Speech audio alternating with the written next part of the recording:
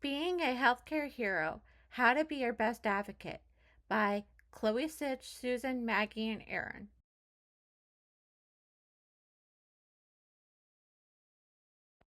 Who am I? My name is Chloe Sitch, and I am a third-year-old young adult with spina bifida, hearing loss, ADHD, autism, and PTSD. I'm an adult advisory board member for the Spina Bifida Association's Georgia, Tennessee chapter. I also do a bunch of social media content. Links to come later. Last year, out of the 166,000 plus individuals with spina bifida, I won the Young Adult Advocacy Award. Therefore, I feel qualified to talk about this.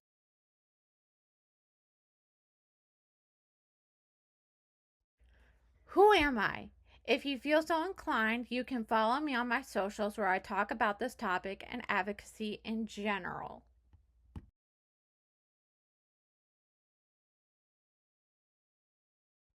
How I got started. My dad passed away in August of 2022. He was in denial of my needs. I felt like I could truly be myself after he had passed away. My family was upset that he had passed away. I did not want to be someone who was stuck in a depressive state, so I decided to become an advocate and provide free resources on my YouTube channel, as well as dive into other advocacy avenues.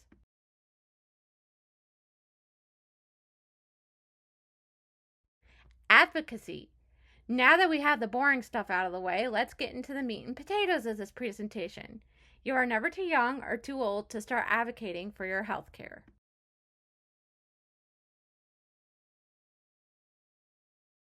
Conceptions. Parents, picture this. You meet the person of your dreams. He is tall, tan, blonde, handsome, and has blue eyes bluer than the deep blue sea. You decide to start a family.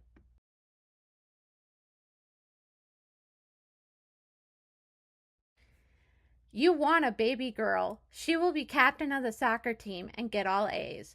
Why do you think this way? Because unless you are disabled yourself, OBGYNs do not remind you that your baby could be born disabled. Also, when a baby is disabled, you hear the doom and gloom. In the next slide, I'm going to share a graphic. For both graphics, you find out your baby has trisomy 13.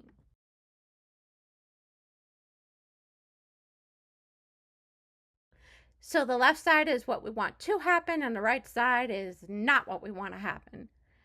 But your OBGYN says when you find out that you are pregnant that your baby could be born disabled. You find out that your baby has trisomy 13 through an amniocentesis, and your OBGYN starts talking about complications and says, we will see when the baby is born if they have them. Since it's the norm for OBGYNs to tell patients this and doesn't give hard no's, you feel less stressed and not gut punched. Now, again, this other side is what we do not want to happen. You find out that your baby has trisomy 13 through an amniocentesis. The OBGYN says everything that they will not be able to do or all the complications and recommends an abortion.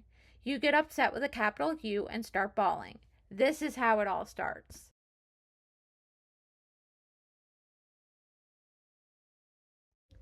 How can OBGYN/doctors fix this? Abolish abortion as a first line and recommend alternatives. For example, in utero surgery. Give a we'll see approach instead of a hard no. Connect the parent to support groups or other parents that have individuals with the condition. Connect with adults with the condition. OBGYN should get training once a year for updates on how to tell patients.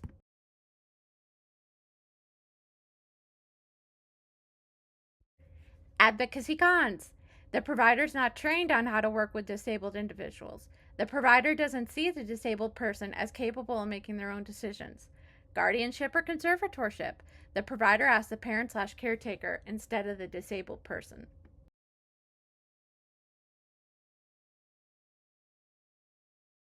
Advocacy cons continued. The parent does not want the disabled person advocating. Things like masking, high pain tolerance, chronic pain, amongst others, can make it difficult to express pain levels accurately. Some people may be uncomfortable about certain topics, i.e., ABA, vaccines, etc.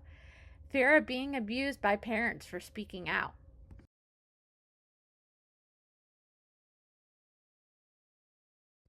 Advocacy cons continued. Trauma, parents not knowing how to cope slash in denial, and sensory sensitivities.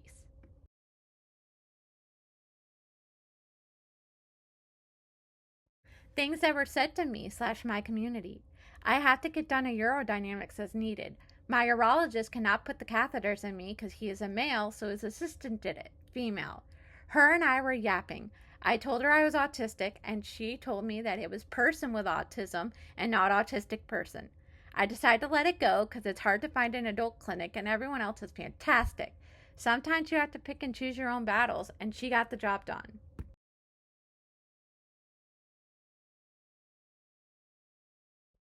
Things that were said to me slash my community continued. Every year, the Spina Bifida Association does something called Teal on the Hill, where we virtually get together with our members of Congress and advocate for change.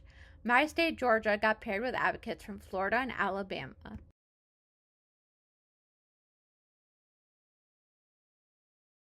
University of Alabama Birmingham has an adult clinic, and the Children's Hospital has a peds clinic. As many clinicians from the clinic came on when no adults with spina bifida present. The neurosurgeon was stating how spina bifida is a disease. It is not, for it is a birth defect. Other clinicians followed suit. They also said that they were the best clinic, the first adult clinic, and were the number one contributor to the National Spina Bifida Patient Registry. None of this was true, and I had facts to back it up.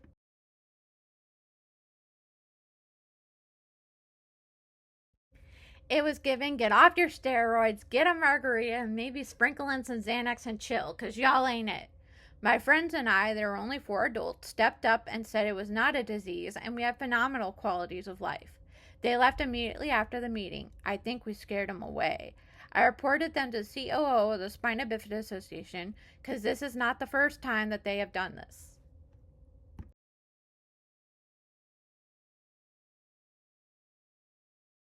Advocacy pros: get exactly what you need, speaking up for the less vulnerable, paving the way for future generations, shining a light on important topics, bringing awareness. What happened will hopefully never happen again, whether it's to you or someone else.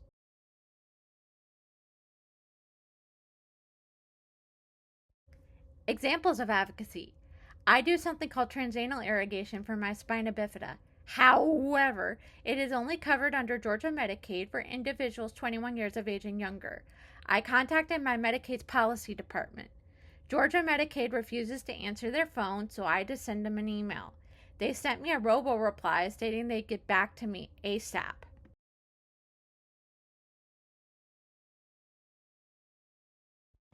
I waited a couple of days and heard nothing. I sent them an email, and in that email, I specifically stated that I was going to sue them if they did not get back to me. Guess who got back to me the next day? They got me in touch with someone to get me on the Now Comp waiver. I told them that was not feasible because they would not cover it, and there's a 10-year waiting list.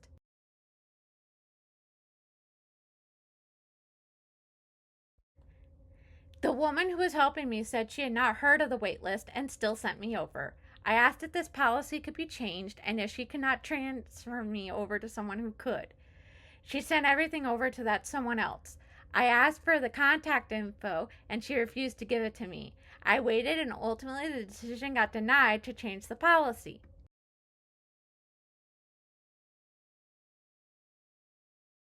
I reported her to the Office of the Inspector General and Medicaid fraud, and they are launching an investigation. I'm now working on getting an external review.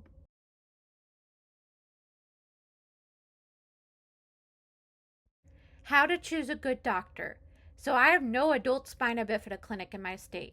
I went on the Spina Bifida Association's website and went under their Find a Clinic page. Now, as an adult with spina bifida, there are not a lot of clinics for us, so I had slim pickings. I looked up how each hospital ran their clinic and what kinds of doctors they had staffed in the clinic. I picked my top 3 and I called each one.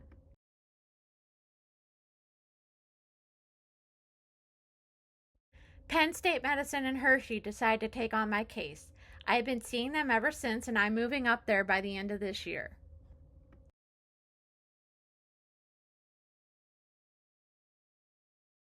Other things to look out for. This is assuming you're not in my position. Google them and read their reviews. Be sure they are in the same state as you, or you can do telehealth visits in your state.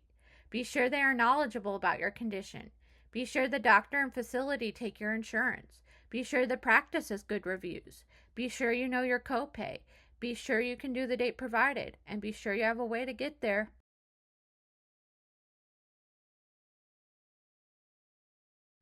How to find out your copay. Most health insurances have a phone number on the back of your card. You can call them and ask. Most health insurances have a portal that you sign up for. What your copay is will be different than someone else who sees them because insurances have different rates, if you met your deductible, etc.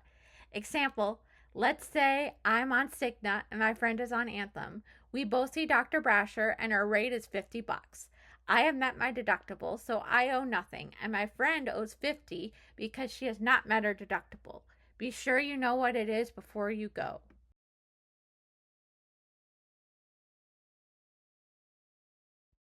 No Surprises Act.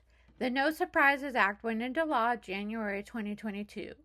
By law, your provider / their office has to let you know ahead of time how much everything is going to cost, unless it's an emergency or you need additional stuff because they found something else.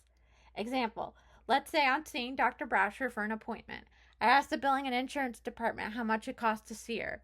They say they don't know. That is illegal. Not many offices follow this because they are greedy and do not want you to know.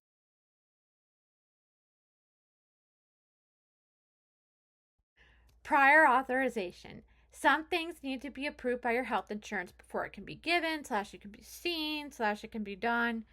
This is known as prior authorization. What happens is your provider or their billing / insurance department will start the process. Then the health insurance has doctors that they contract with to make the decisions. They will then look at everything and make the decision.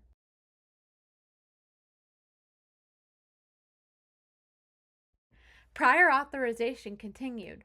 By law, any insurance has 30 days to prior authorize it. Now, if it's an emergency, the doctor will put that in writing and they will have to get back ASAP.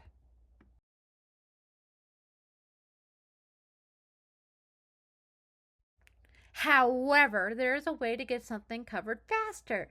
Every health insurance has something called a prior authorization and management team. It may be called something different with each insurance. Just call the number on the back of your card or email them every day asking to be transferred. They may say no, so ask for a status update. I did that for my wheelchair when I had Anthem, and my wheelchair got approved within a week. Keep in mind, government agencies like Medicaid and Medicare are lazy and take their sweet time.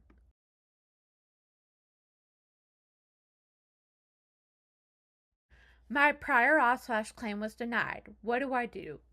Do not panic. This could cause you to get anxious and or go into a mental spiral. All insurances have a booklet of coverage. You can either call insurance or if your job gave it out, you can talk to HR. Ask them if the thing is covered. Now, sometimes insurances will only allow a certain amount of something per year.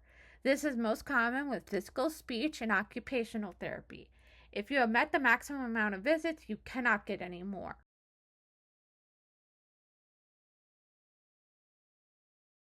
If this is not reoccurring, call or email your insurance and ask why it got denied. Also, ask what type of physician denied your claim. This is because some health insurances use the wrong type of physician and do not want you knowing. For example, let's say I need Zoloft for my PTSD. My psychiatrist sent the script to my insurance. They give it to a gastroenterologist to look at and they deny it. They know nothing about PTSD and should not have gotten their hands on that. Ask them to have the proper person review it.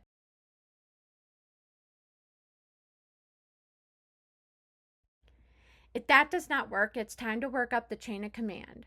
First off, your doctor will have to file an appeal. If that doesn't work, then your doctor will have to do a peer to peer. This is where the doctor has to call insurance and talk to someone directly. If this does not work, then you will have to obtain a hearing in front of a group of doctors not affiliated with your insurance and testify. If you win at any point in time, you can get what you need.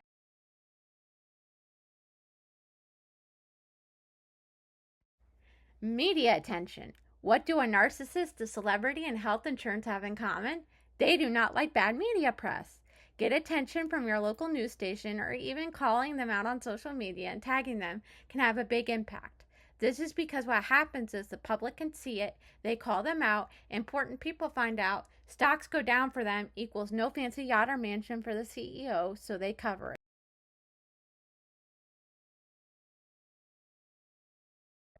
Now here we have a graphic of steps. The claim/prior auth got denied. Then you check the booklet of coverage to see if it's covered in the first place and how many visits. Then have your doctor appeal it. Then the doctor does the peer-to-peer. Then you go for a hearing, and you can have media attention brought in at any time.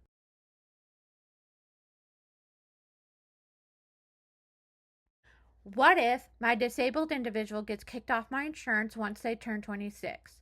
Some health insurances have a disabled dependent form where you can allow them to stay on their insurance. Just give the insurance a call before they turn 26 to get it taken care of, because this also needs to be prior authorized. Now, most Obamacare plans do not allow this.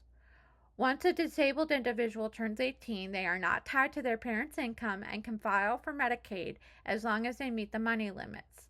They can also get insurance through the marketplace. If they are still on your employer's insurance, they can also have Medicaid. The way things are covered is like going to lunch with a friend. One person pays their share and Medicaid picks up the rest, as long as both insurances are in network.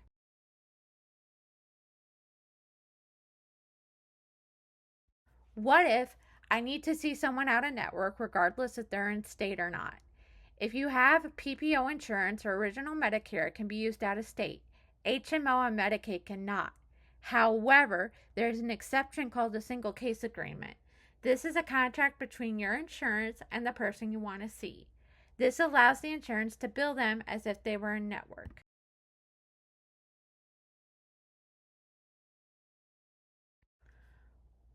Now, if you are on Medicaid, this only works if there is no one in your state that knows about your condition, regardless of how bad the provider is. Now, let's say you have a urologist down here, but no one else, and the place you are going to has a multidisciplinary clinic with a urologist. You can see them too. If you are going out of state, anything you need gets covered as long as your Medicaid will cover it.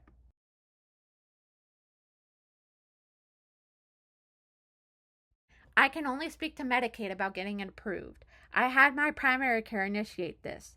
Medicaid wanted a letter from my spina bifida clinic of the codes for what I was getting, how much it typically cost through them, and the lowest they would accept. They then work on approving it and will send you a letter of approval. I highly recommend doing this in advance because it needs to be prior authorized. Now, you or your provider may not know everything you need to get done. That is okay, and they can put down what they are 100% certain they're going to do.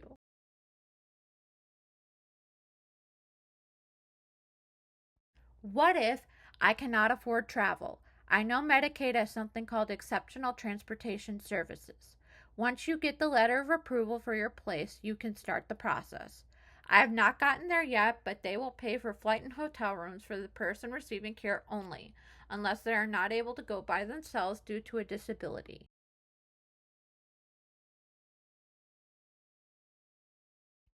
What if I cannot get a ride to my appointment? Most insurances, including Medicaid, have non emergency medical transportation companies. With Medicaid, they use Verida. They offer free rides. Private may make you cough up some of the cost.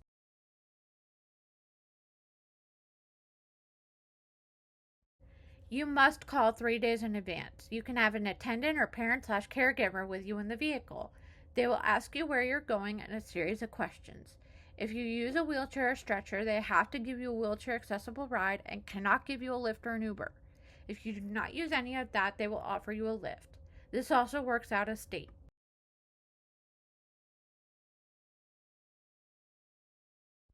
What if I cannot afford my medication?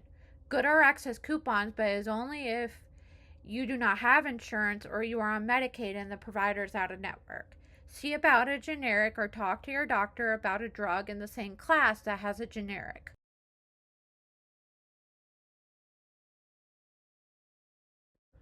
What if I'm on a generic and I'm going crazy? We have seen this with Vyvanse. The best thing to do is explain everything to your doctor and have them write a letter to insurance asking for the real thing. It will be more expensive. Try another drug within the same class.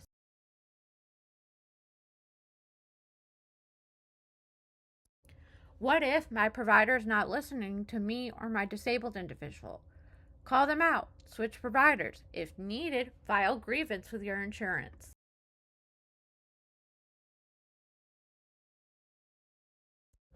What if, an example of grievance, an ENT practice I was going to got a new audiologist. She did not want to be there and did not like her job. She also refused to go over my hearing test results. I reported her and I never went back.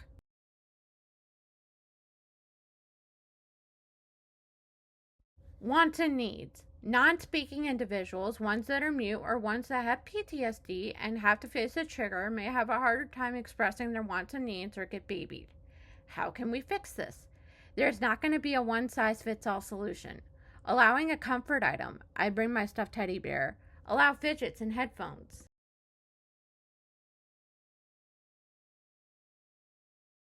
Food in the hospital. True story, I did get tear duct block surgery when I was in the 5th grade. Before I could go home, I needed to drink grape juice, a popsicle, or apple juice. My mom asked the nurse if I could have water because I would not drink any of that. She said no. We took the apple juice, but I was in distress and we eventually spilled it out when the nurse left and we told her I finished it. This can also apply to individuals with ARFID.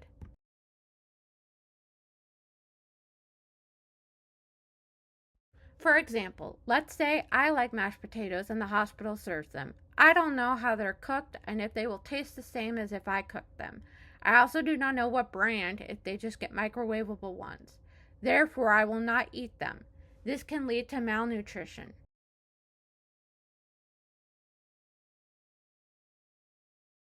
How do we combat this? Individuals and parents can bring safe foods. They can also buy them at the hospital gift shop or get them door dashed. Also, you can either get groceries delivered or go to a grocery shop. If the hospital has a microwave, you can heat up whatever they like, i.e., a certain brand of mashed potatoes that they like. You can also have someone else get it for you. This also goes for drinks.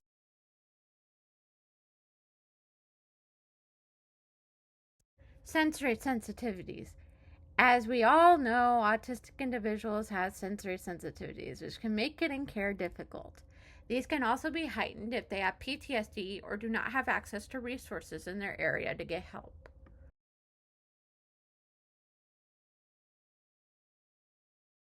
How can we be more supportive of these sensory sensitivities? The individual can wait outside or in the car, and you can call their phone when it is their turn to go back. Take them back right away. Provide fidgets. Allow them to touch items when available. Allow movement breaks. Allow them to see the same doctor every time to build trust. Allow them to do what needs to get done in a place that best suits them, i.e., they like the space decals on the wall in the room next door.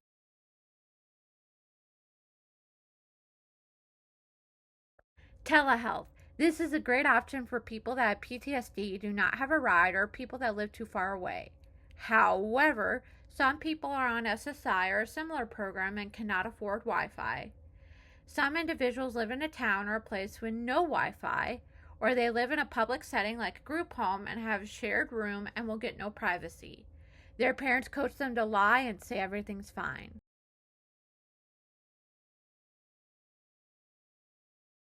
Rural areas. Some individuals live in a rural area and do not have the resources or hospitals available.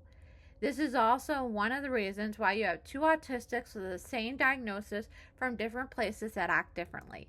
For example, I had the Emory Autism Center within an hour's reach of me.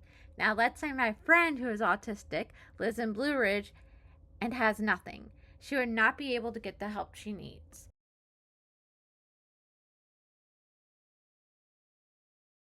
Culture.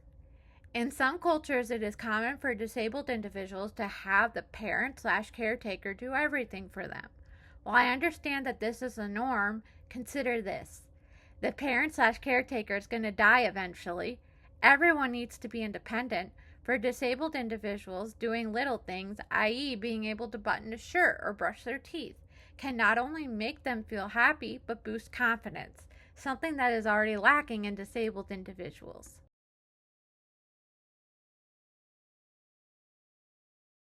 In some cultures, they have an overwhelmingly sense of pride. This gets to the point where they do not want to ask for help. Now, obviously, if the disabled individual needs surgery, the parents will go forth with it.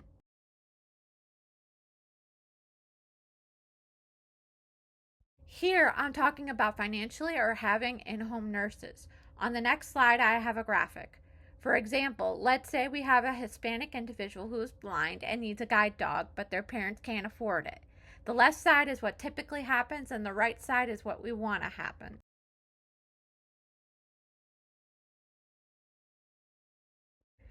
Hispanic blind individual needs a guide dog. Parents can't afford one.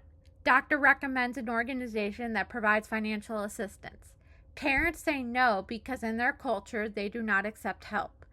Blind individual loses out on social, emotional, and physical opportunities. Now, the right side is what we want to happen. So, Hispanic blind individual needs a guide dog. Parents can't afford one. Doctor recommended an organization that provides financial assistance. Parents say yes and get approved. Blind individual gains social, emotional, and physical opportunities.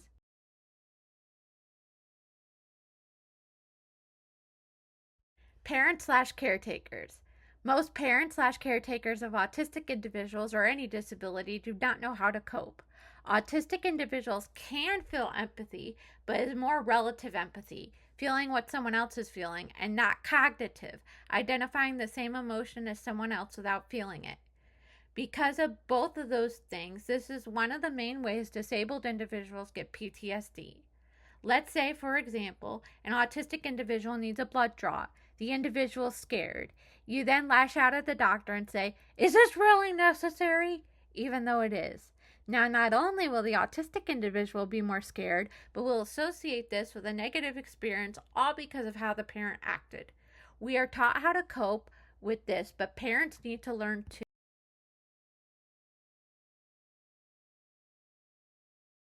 Parents slash caretakers continued. Most of the time, the parent is unable to cope because of lack of resources. They may lash out at a little thing because of something much bigger. Example, lack of resources. On the next slide, I'm going to share two different cycles. For these examples, your disabled individual needs surgery, but it goes haywire and they have to spend an additional night.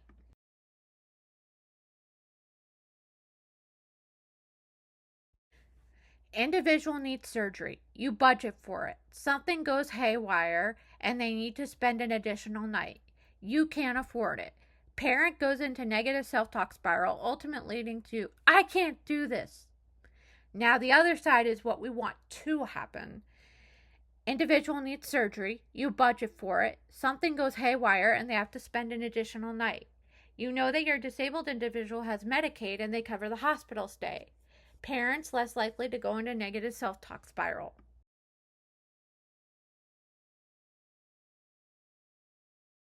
So, how can we help the parents?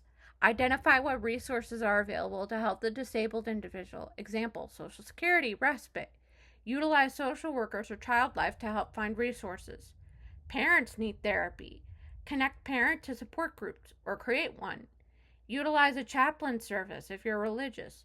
Journal. Go for a walk in the hospital gardens. Shift switch with a partner if you're able.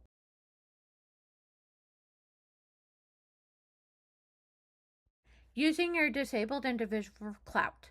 Using your disabled individual for clout means posting photos, videos, audio recording, and or personal stuff about them on social media without their consent. An example would be, let's say your individual has spina bifida. They're getting mitrophin off for their bladder, type of surgery where you cath through your belly button. You as a parent may feel obligated to share a picture of them in the hospital fresh out of surgery.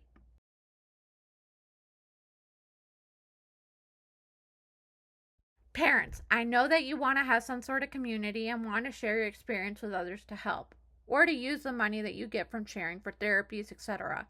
However, this can make the disabled individual feel uncomfy.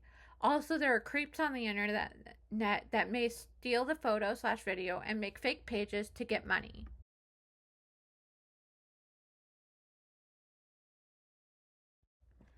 When the disabled person gets older, they may see that you posted about them and may not like it.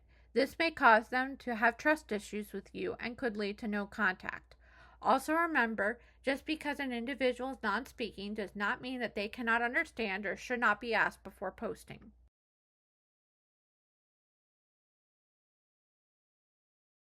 This also applies to parents that want to air out their dirty laundry.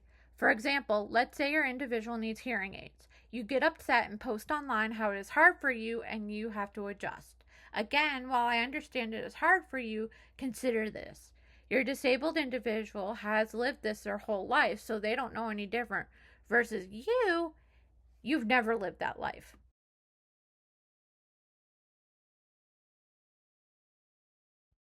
Before you post, consider an acronym I came up with called FACE. Is my child in a vulnerable state? Did I ask my disabled individual, is this safe to post? Will my disabled individual get emotional if I post it?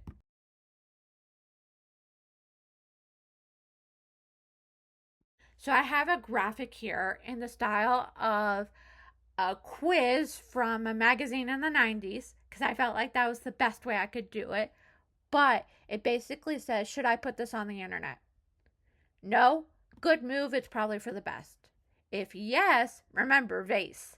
Is my child in a vulnerable state? If they are, then don't post. If they're not, then go to the next one. Did I ask my disabled individual? If no, don't post. If yes, is it safe to post? If no, don't post. If yes, then go to the E. Will my disabled individual get emotional if I post it? If yes, don't post. If no, it's one of the 1.1% of posts that can actually go on the internet.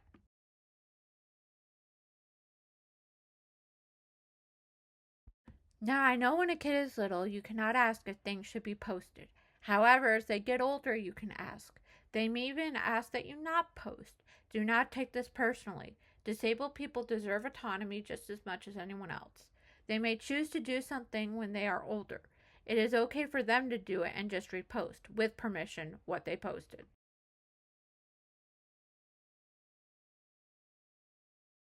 For instance, you don't post on social media every time you poop.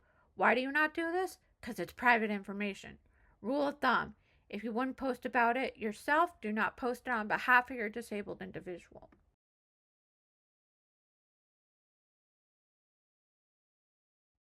Now, some parents do an update page on social media for friends and family. If they are public, anyone can view them. This can lead to someone using it for the wrong reasons. For instance, let's say you have beef with your great Aunt Martha.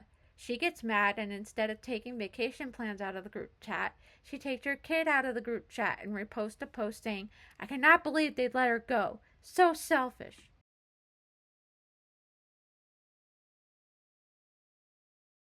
In conclusion, we can all do better to help support disabled individuals and their parents/caretakers. And remember, just because your disabled individual cannot do this does not mean they are any less worthy of love and support and that you should love them any less.